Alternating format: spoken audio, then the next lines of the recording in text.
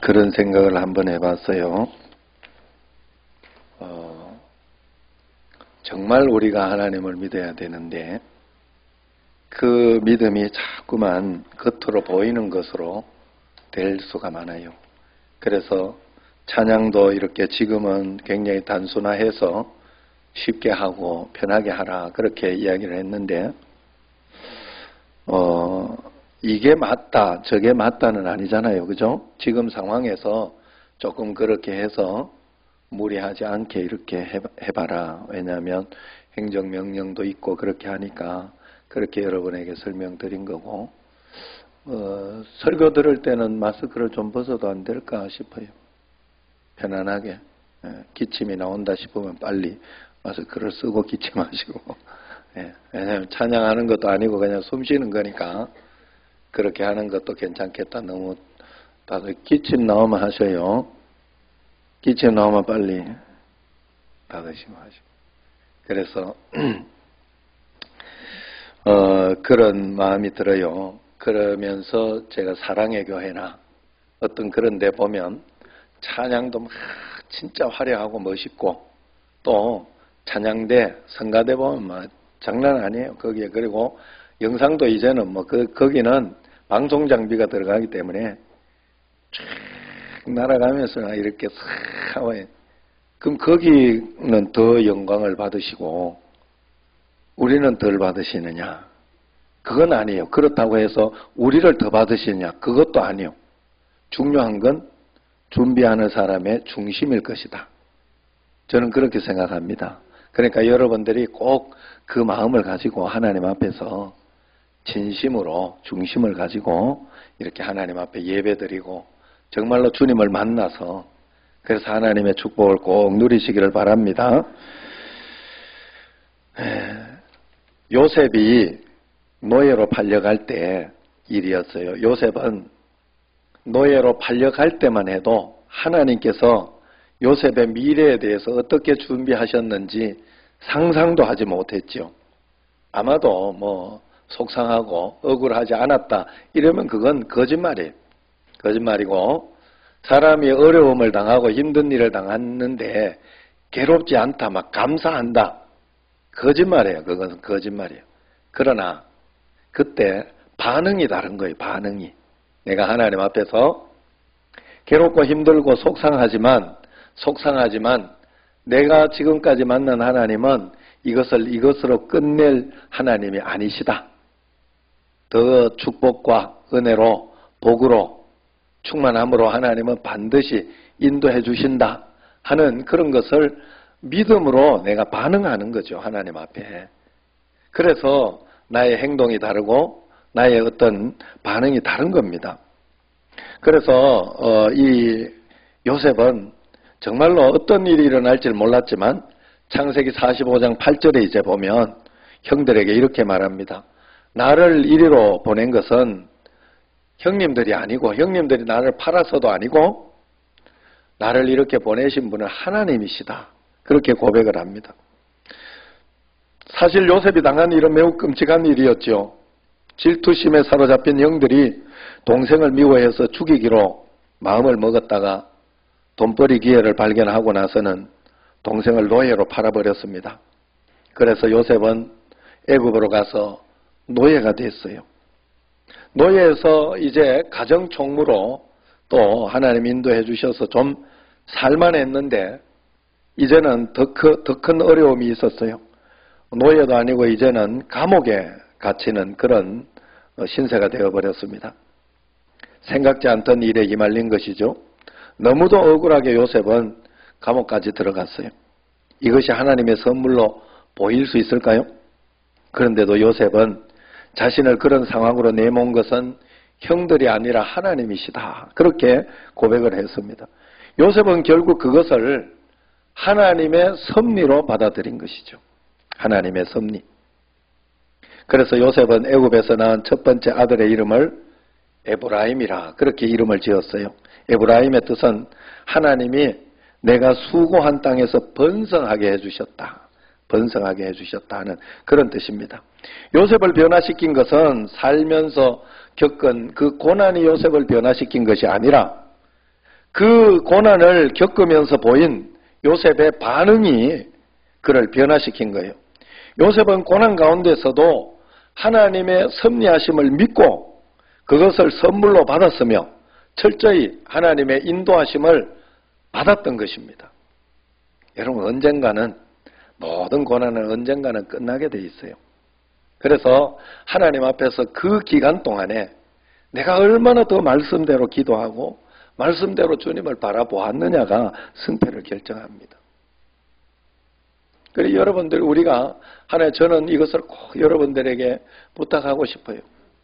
고난 가운데 있을 때는 더 기도해야 돼요. 더 하나님을 붙잡아야 돼요. 그런데 우리는 자꾸 내가 하나님 돼 가지고 실망을 하는 거예요. 내가 실망을 하는 거예요.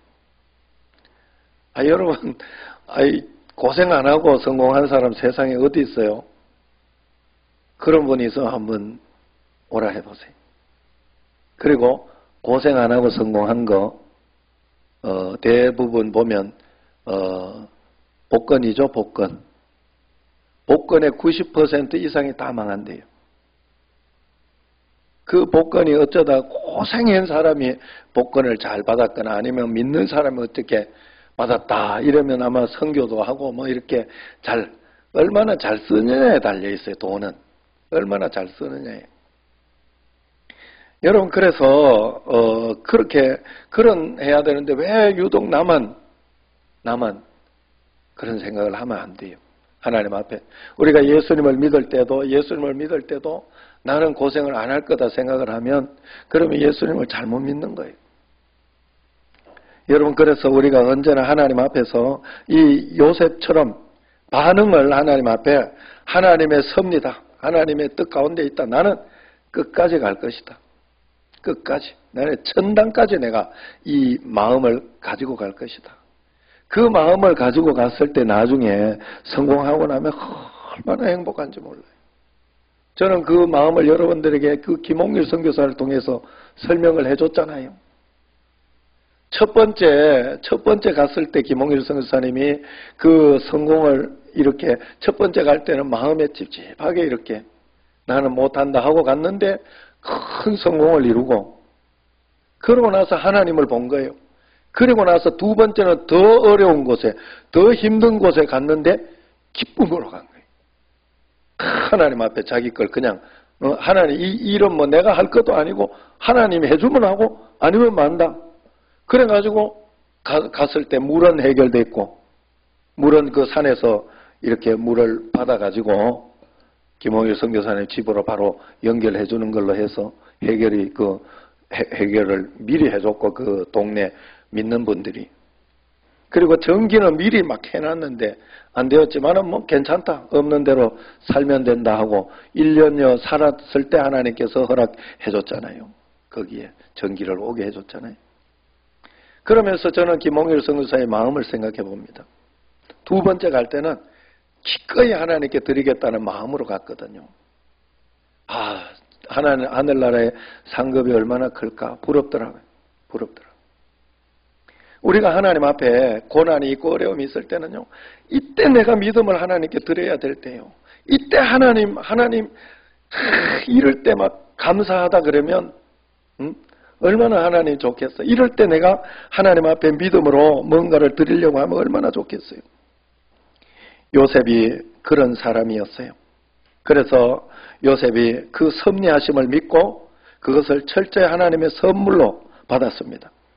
그래서 하나님이 내게 어떤 고난과 어려움을 허락할 때는 여러분들이 꼭 하나님의 그 의도가 무엇일까를 꼭 생각해 봐야 돼요.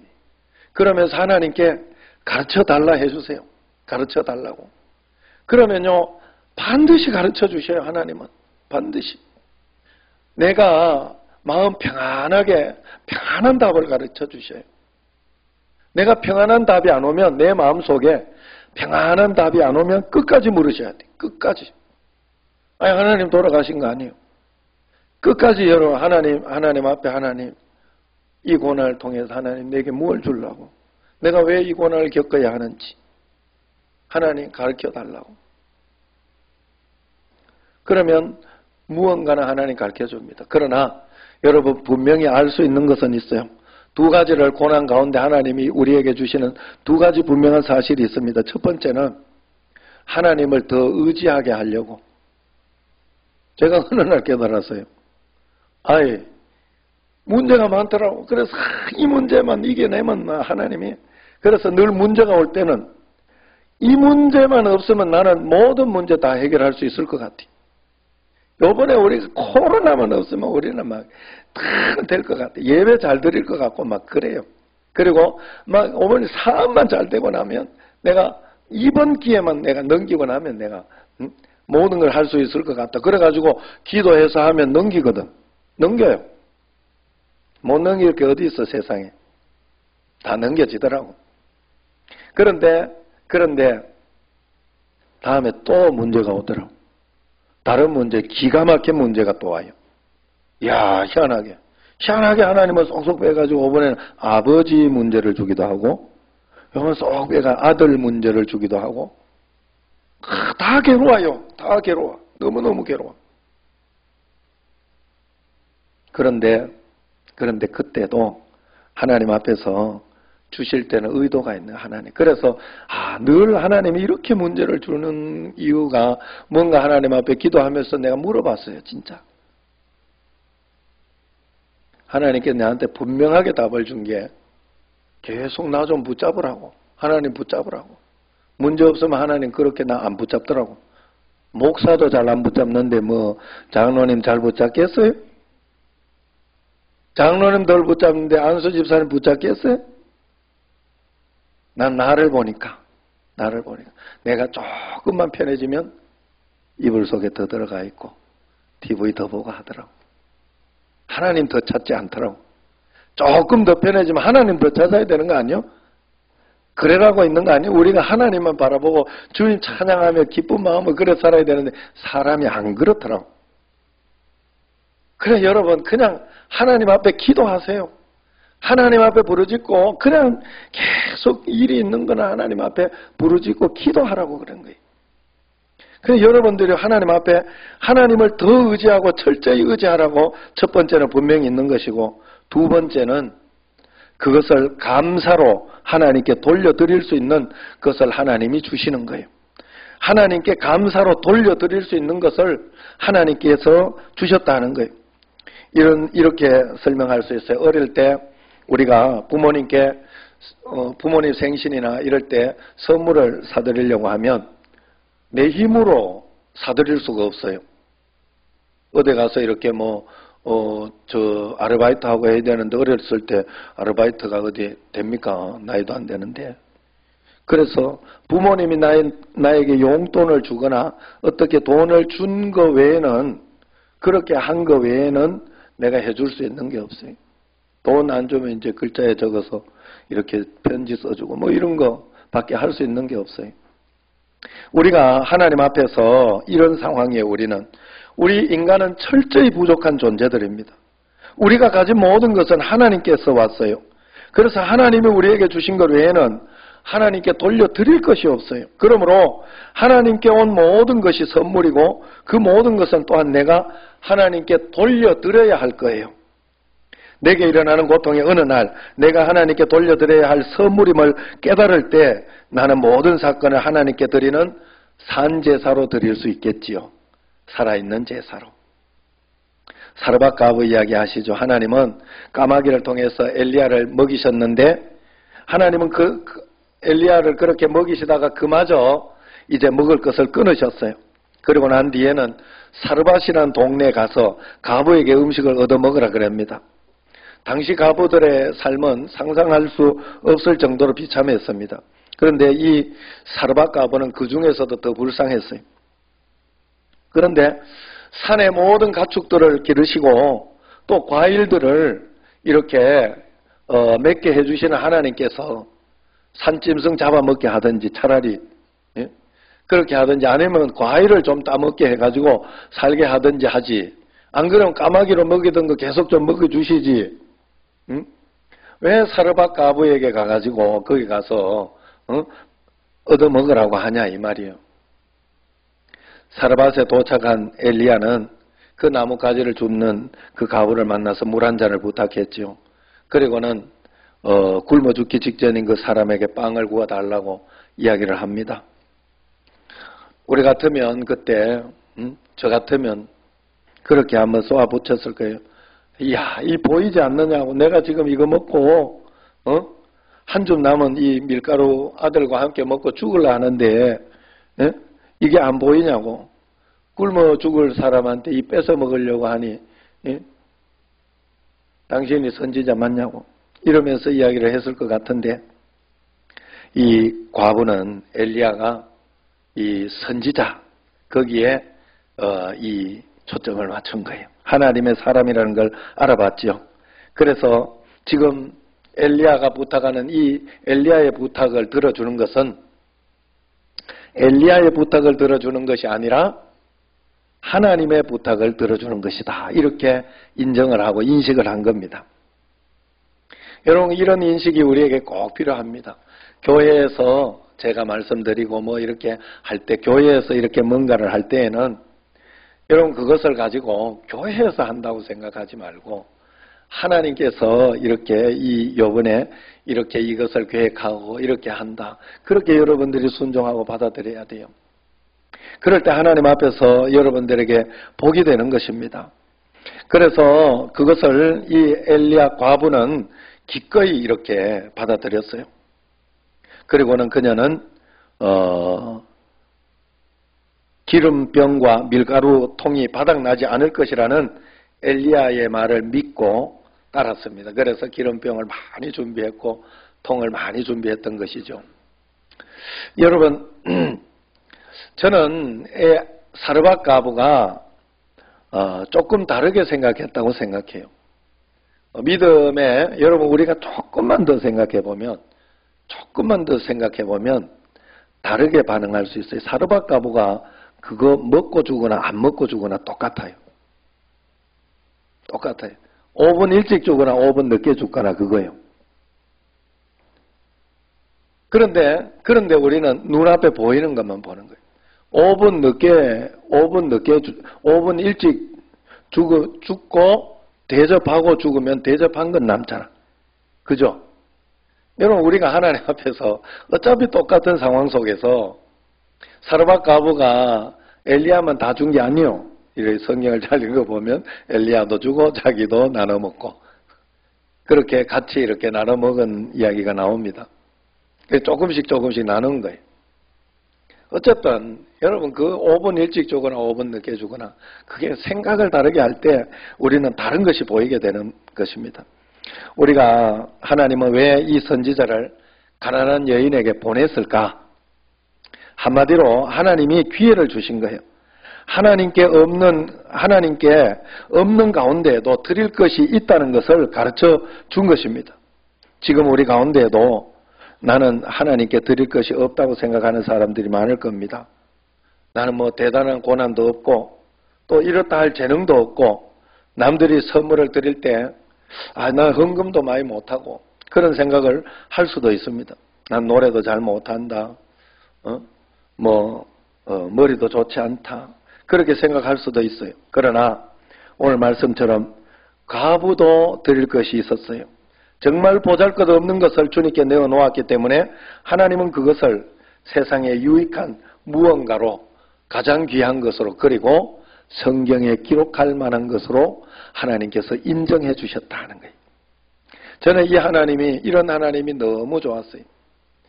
하나님 앞에서 이 진심이 필요하구나. 첫 번째 제가 말씀드린 것처럼 사랑의 교회나 큰 교회에서 화려하게 멋있게 그렇게 이렇게 해서 큰 은혜가 있고 이렇게 좋아 보이기는 하지만 그곳에서 찬양하는 사람의 진심과 또 신앙과 어떤 그런 것들이 얼마나 많을까? 많겠죠, 물론. 그러나 우리도 그렇게는 하지 못해도 하나님 앞에 잘 순종하고 이 찬양대가 잘 순종했잖아요. 지난주 너무 여기 와가지고 눈치 보고 그래가지고 또 오후도 연습도 안 하고 이래가지고 다 도망가고 이래가지고 제가 지휘자님한테 부탁을 했어요. 그 연습은 조금은 해라고. 조금씩은 너무 무리하게는 할 필요는 없지만 조금 그랬더니 방장 이렇게 순종. 이렇게 잘 순종하고 잘 따라가지고 하는 그것을 하나님께서 보시지 않겠어요? 우리가 하나님 앞에 하나님은 가부의 두 렙돈을 귀하게 보셨다는 걸 여러분 잊으시면 안 돼요. 나는 그 하나님이 너무 좋더라는 거예요. 그렇기 때문에 내가 여기에서 어떤 일이 있어도 정말 하나님 앞에 좋은 것을 드릴 수 있겠다. 그래서 선교사님들이 오거나 이런 사람들이 올 때 정말로 귀하게 대접하려고 해요. 그리고 어떻게 해서든지 잘해주려고. 그리고 선교사님들이나 이런 것들, 또 이렇게 보고 할 선교하는 것, 이런 것도 구제하는 거, 이런 것도 볼 때 그냥 탁 빼고 겉으로 보이는 대로만 다 해주지 않아요. 우리 교회는 구제가 돈으로 주지는 않습니다. 그러나 밥은 사줍니다. 절대로. 밥은 사주고, 또 시켜달라면 시켜도 줍니다. 그러나 우리가 끊어줘요. 가서. 이 집사람 보고 가서 끊어주라. 가서 사주라. 어떤 사람은 그 사준 거 이렇게 해가지고 컵라면 사주면 밥하고 사면 그걸 다시 갖고 가서 술로 바꾼다. 그러지 못하도록 이렇게 꼭 해요. 꼭 이렇게 그렇게 한다고 뭐 좋고 말고 이런 건 아니지만 그래도 진심이에요. 나의 진심. 정말로. 그리고 예전에 막 몇 번 이렇게 한두 번 왔을 때 그랬을 때 일자리도 줘보려고 그 우리 장로님들한테 부탁도 한번 해본 적도 있고 그래요. 그런데 그분들이 안 하려 하더라고요. 그분들이. 여러분 우리가 하나님 앞에서 정말로 그래서 전심으로 드릴 때 하나님은 우리의 것을 받으신다는 것을 꼭 알아야 됩니다. 엘리자베스 엘리엇 여사의 그 책에 보면 그 이야기가 나와요. 그 짐 엘리엇이라는 창끝이라는 영화의 그 주인공 짐 엘리엇은 가자말자 죽었고 그냥 가자말자 선교 한번 해보지도 못하고 선교 준비만 하다가 가자말자 죽었고 그 같이 준비했어요. 아내하고. 그 준비한 것을 아내가 가서 선교를 했고 17년간 선교를 하고 이제 돌아왔지요. 어려움도 많고 고난도 많았지만 그 엘리자베스 엘리엇 때문에 그 짐 엘리엇이 살아났고 그리고 위대한 어떤 그런 신앙으로 조명을 받게 됐죠. 그 엘리자베스 엘리엇이 혼자 가서 살았으니까 거기에서 외롭지 않았냐고 이제 돌아왔을 때 많은 사람들이 질문했어요. 그리고 그 외로웠다면 그 외로움을 어떻게 다룰 수 있었냐고 물었습니다. 그때 엘리자베스 엘리엇은 이렇게 대답을 합니다. 물론 외로웠습니다. 그러나 저는 그 외로움을 내가 다룬 적이 없습니다. 다룰 수도 없었고요. 단지 나는 나의 외로움을 다룰 수 있는 분께 맡겼을 뿐입니다. 이 말은 자신의 외로움이 하나님께 드릴 수 있는 재물이었다는 뜻입니다.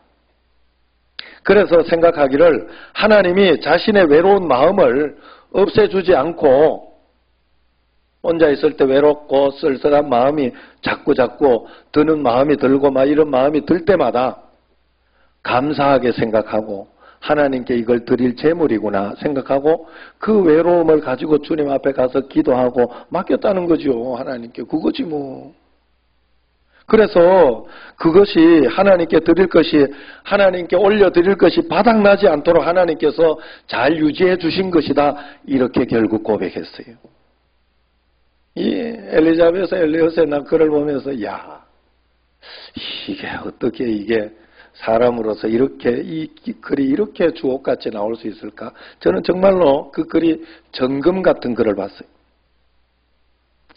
많은 사람들이 사역한다고 할 때 설교나 찬양 주일학교 설교나 뭐 이런 것들을만 해서 저수를 하고 그럴 때만 사역이라고 생각합니다. 그러나 이것도 사역은 맞습니다만은 섬김의 한 모양이지 주된 사역은 아니요. 우리에게 주된 사역은 오히려 주방에서 설거지하는 거, 청소를 도와주는 거, 내가 한 번이라도 교회를 위해서 화장실 청소도 하는 거, 교육관 청소, 남편을 섬기는 거, 자식을 섬기는 거, 이런 것이 모두 하나님 앞에서 진정한 사역이라는 것을 알아야 됩니다. 그러므로 우리는 우리의 모든 일상생활 속에서 주님 앞에 사역할 수 있어야 돼요. 그러기 위해서는 내게 일어나는 모든 사건을 먼저 받아들일 수 있어야 됩니다. 그것을 그리고 수용하고 난 뒤에 하나님께 그것을 다시 올려드려야 돼요. 내게 일어나는 사건을 수용하고 그 다음에 드림이 있어야 하나님께서 하나님의 일을 하신다 하는 거예요. 이를 악물고 고난이 올 때 힘들더라도 이를 악물고 하나님께 기도로 올려드리십시오. 인내로 예배로 올려드리십시오. 그러면 하나님의 놀라운 축복이 그 다음에 반드시 오는 거예요. 오기도 전에 판단하고 내가 오기도 전에 막 아이고 하나님 안 하신다 안 하신다. 아니 끝까지 안 가봤잖아. 끝까지. 여러분 꼭 그렇게 올려드려야 돼요. 제가 요번에 이 사건이 오늘 설교하고 조금 관련이 있나 없나 싶지만은 재밌는 사건이 있었어.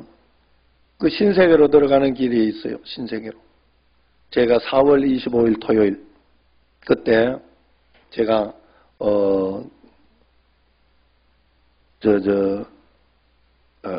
어느 목사님의 딸이 그 결혼식을 해가지고 거기에 가는 길이었어요. 그래서 제가 이렇게 가야 되는데 다른 길로 못 가고 저쪽으로 나가다 보니까 다시 신세계 앞으로 와가지고 유턴은 안 돼요. 신세계에서 유턴은 안 되는 거기 유턴 금지돼 있고 유턴하려면 한 칸 더 가서 유턴해야 되고 그까지 가기 싫어가지고 그냥 법을 지킨다고 좌회전해서 그 신세계 들어갔다가 나와가지고 예전에 한번 고명체가 내가 유턴했더니 목사님 불법으로 유턴했습니다 이러면서 문자가 날아오더라고. 야, 이 사람들이 다 보고 있구나 어디서. 내가 깜짝 놀래.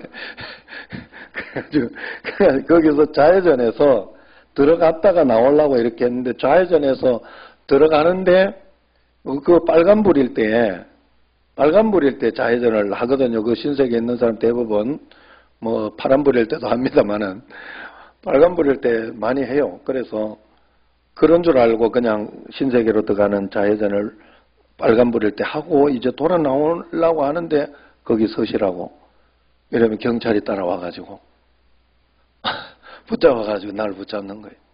그 비보호는 파란불일 때 하는 겁니다. 좌회전 그러더라고.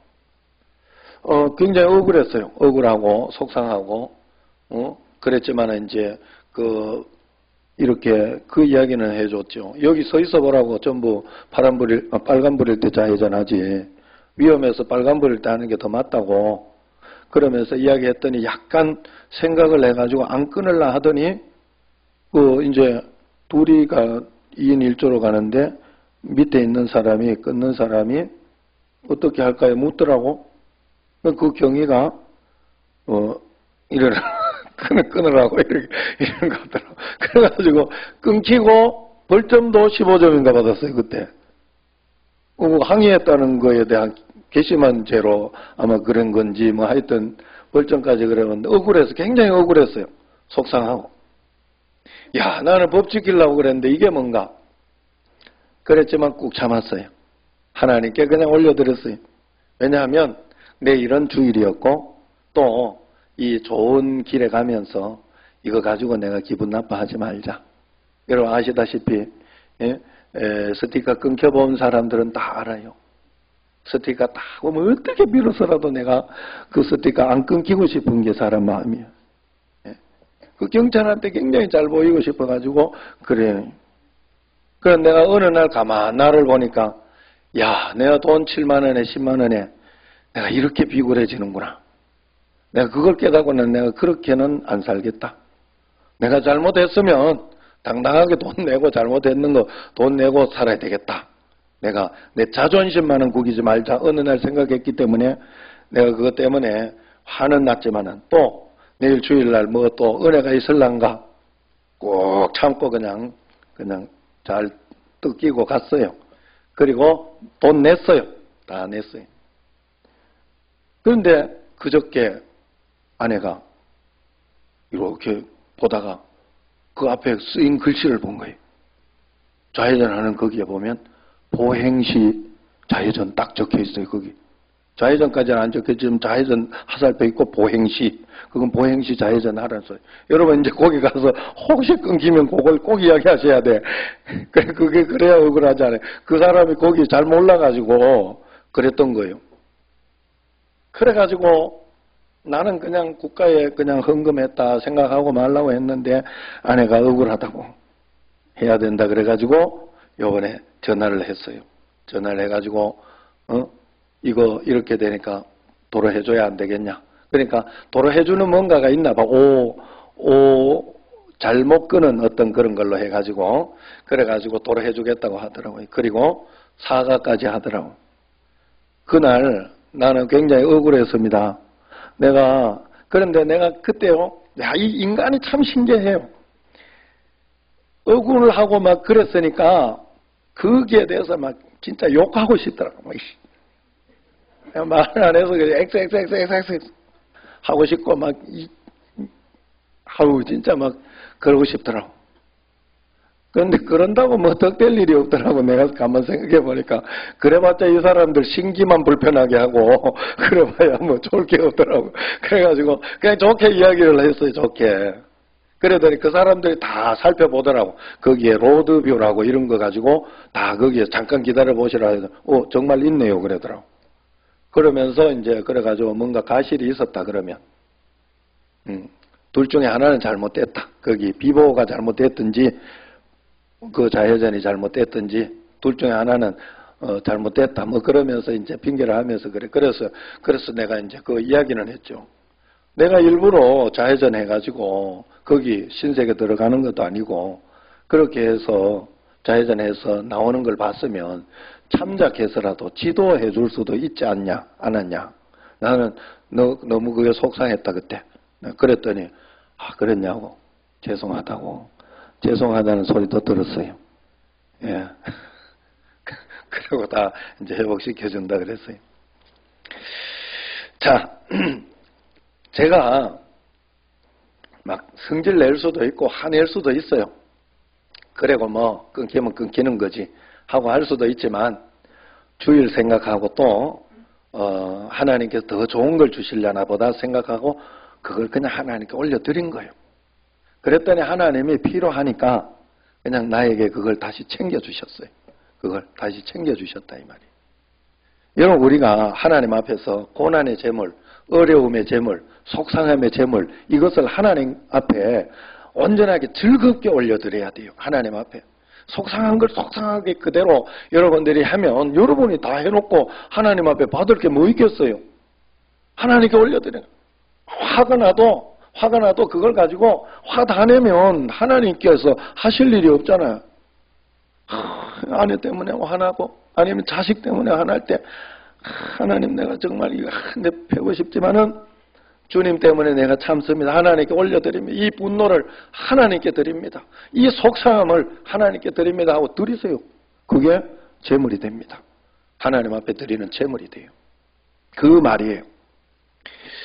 내가 그러나 이 고난의 제물을 즐겨드리지 못하고 우리가 하나님 주시려는 것은 무엇이든지 일단 수용하고 주신 것에 감사하고 돌려드릴 수만 있다면 하나님께서는 굉장히 큰 축복을 우리에게 주신다 하는 거예요. 그래서 그 고난의 제물을 즐겨드려야 돼요. 만약 하나님이 내가 기도한 것에 특정한 응답을 주셔야 한다고 기도한 이 응답을 반드시 주셔야 된다고 멋대로 내 마음대로 판단하고 그 판단을 믿음의 근거로 삼으면 우리의 믿음은 굉장히 위태로운 믿음이 될 것이다 하는 거예요. 그런 믿음은 인생의 비바람이 닥치는 순간 속절없이 무너지는 그런 믿음이 됩니다.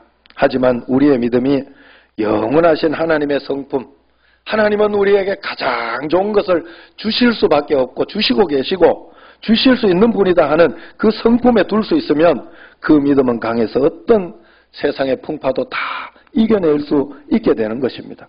그러므로 우리가 복을 받는 신앙생활을 하기 위해서는 두 가지 믿음의 원칙을 여러분들이 잘 지켜야 돼요. 첫 번째가 바로 십자가의 원칙입니다. 생명은 죽음에서 나오고 하나님께 내 슬픔을 드리면 하나님은 그분의 기쁨을 내게로 주십니다. 하나님께 내 상실을 드리면 그분의 유익을 내게 주십니다. 하나님께 내 죄를 올려드리면 하나님은 그분의 의를 우리에게 내려주십니다. 그런데 하나님이 내게 그분의 생명을 주실 수 있는 것은 그분이 먼저 내게 그분의 죽음을 주셨기 때문에 그렇다 하는 것이죠. 그러므로 우리는 십자가를 질 수 있어야 돼요. 마가복음 10장 30절에 보면 나를 위하여 자기 목숨을 잃는 자는 얻으리라 하는 말씀이 분명히 있습니다. 주님을 위해 십자가를 지라는 거예요. 그 말씀을 보고 짐 엘리엇이라는 그 선교사님이 그렇게 이야기를 했죠. 짐 엘리엇이 이렇게 이야기를 했어요. 잃을 수 없는 영원한 것을 얻기 위해 지킬 수 없는 세상의 것을 내놓는 사람은 바보가 아니다. 짐 엘리엇은 그렇게 살았거든요. 자기의 전 재산을 다 팔아서 그걸 가지고 선교를 준비하고 선교로 나아가도록 그렇게 했거든요. 우리가 십자가를 지는 것은 어리석은 것이 아니라 영원한 것을 잡을 수 있는 축복임을 꼭 알아야 된다 하는 거예요. 그러므로 주님께 나의 십자가를 기꺼이 드리시기 바랍니다. 두 번째 우리가 알아야 되는 원칙은 생각의 전환이 있어야 돼요. 축복을 받으려면 우리의 생각도 변화되어야 됩니다. 우리의 생각은 본향을 바라보는 시각으로 바뀌어야 된다 하는 거예요. 아까도 이야기한 것처럼 생각의 전환이 있으면 우리의 사고가 바뀝니다. 그래서 내가 지금 하는 모든 일들 하나님 앞에 하는 것으로 하나님 앞에 하는 인간이 보라고 하는 것이 아니잖아요. 하나님께 한 것으로 이렇게 드리고 그렇게 바라볼 때 우리의 시각은 올바르게 바뀐 것이 되는 것입니다. 성경에서 복을 받은 사람들은 모두가 생각이 다른 사람이었어요. 그들은 한결같이 세상의 것을 목표 삼거나 바라보지 않았습니다. 그들의 눈은 언제나 본향을 바라봤어요. 그래서 바울은 감옥에서도 찬양할 수 있었어요. 감옥에 있으면서도 교회에다가 강력한 편지들을 썼지요. 옥중서신이라고 하죠. 그 중에 빌립보서는 바울이 빌립보 교회에 쓴 기쁨의 편지. 바울은 고난은 은혜고 선물이라고 분명히 말씀하고 있습니다. 오늘 말씀은 골로새 교회에 보내는 바울의 편지예요. 그 골로새 교인들에게 이렇게 말하고 있어요. 오늘 말씀을 보면 나는 이제 너희를 위하여 받는 괴로움을 기뻐한다 이야기를 먼저 골로새 교인들을 위해 받는 고난을 기뻐한다는 겁니다. 왜 이 고난을 기뻐할까? 뒤에 보면 나옵니다. 그리스도의 남은 고난을 그의 몸된 교회를 위하여 내 육체에 채우노라 그랬어요. 이 말은 바울이 감옥에서 자신이 받는 이 고난은 그리스도의 남은 고난을 채우기 위해서 하는 것이기에 자신은 행복하다 그런 거예요. 바울의 고난이 바로 그리스도께서 자신에게 남겨놓으신 고난이라는 겁니다. 그래서 바울이 고난을 당할 때 그리스도가 그와 함께 계시고 그 안에 계시기 때문에 그 고난을 함께 감당하고 있다는 고백이에요. 이게 바로 사도 바울의 시각이었어요.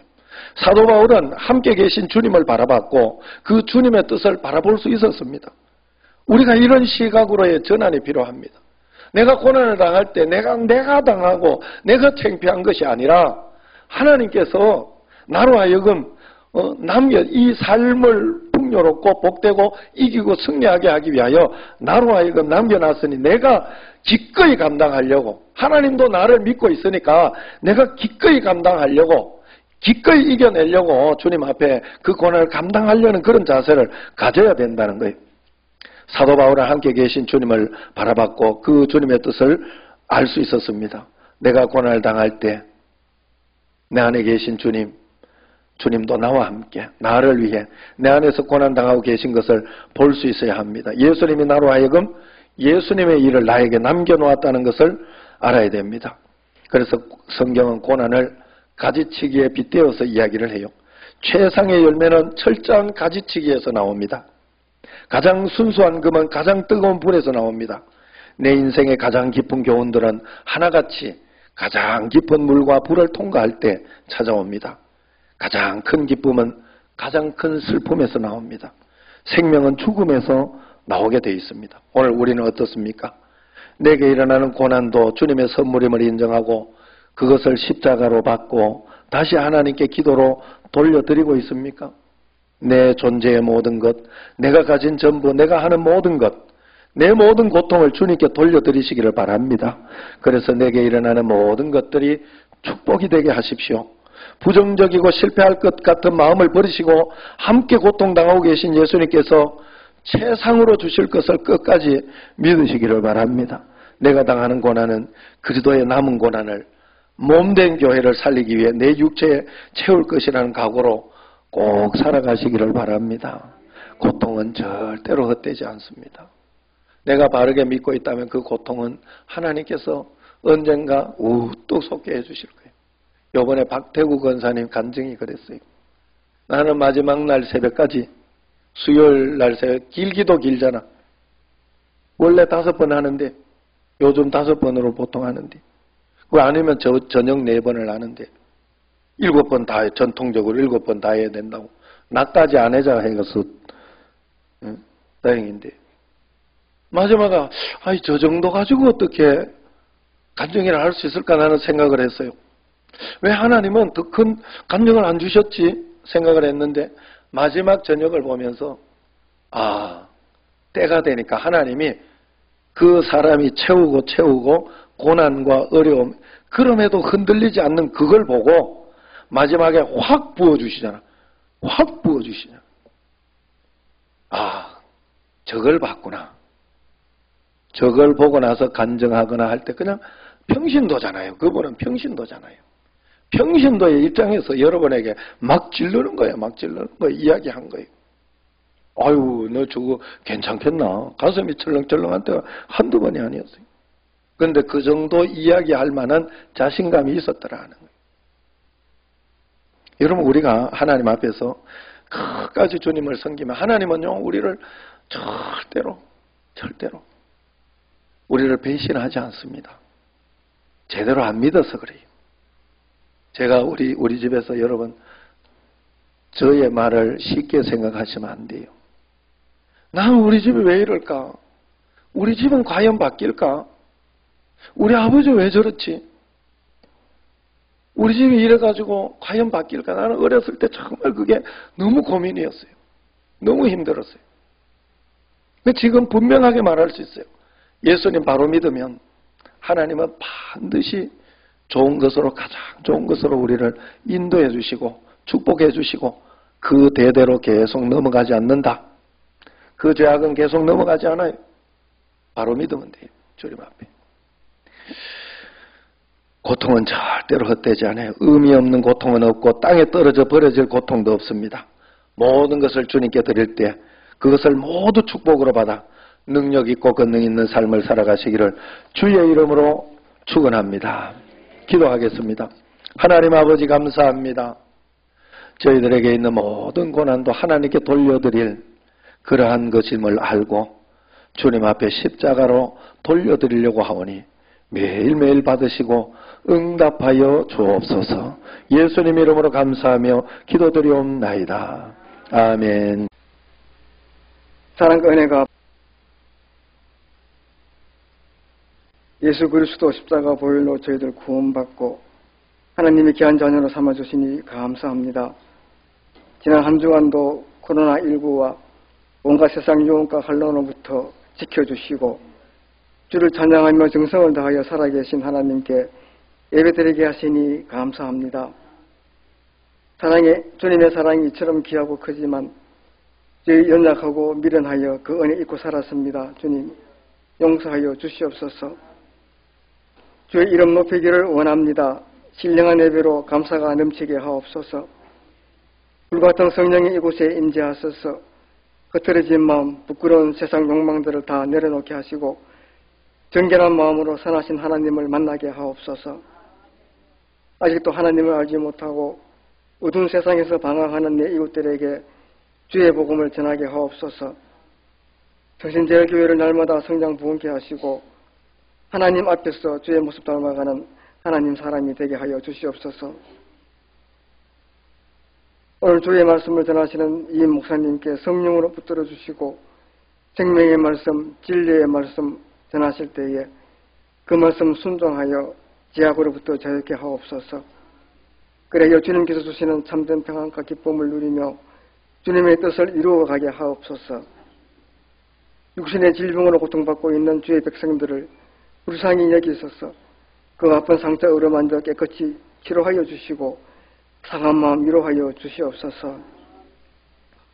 코로나19가 계속 확산됩니다. 하나님 강하고 담대한 믿음과 간절한 기도로 이 어려운 환경을 잘 이겨내게 하옵소서. 무더운 날씨가 계속됩니다. 더위에 지치지 않도록 날마다 시인 주시고 저희 모든 가정과 사업체와 직장이 편안하고 형통하게 하옵소서. 영생을 다하여 준비한 임마누엘 찬양대 찬양을 우리 주님께서 기뻐 받아주시고 저희 모두에게도 은혜의 찬양이 되게 하여 주시옵소서.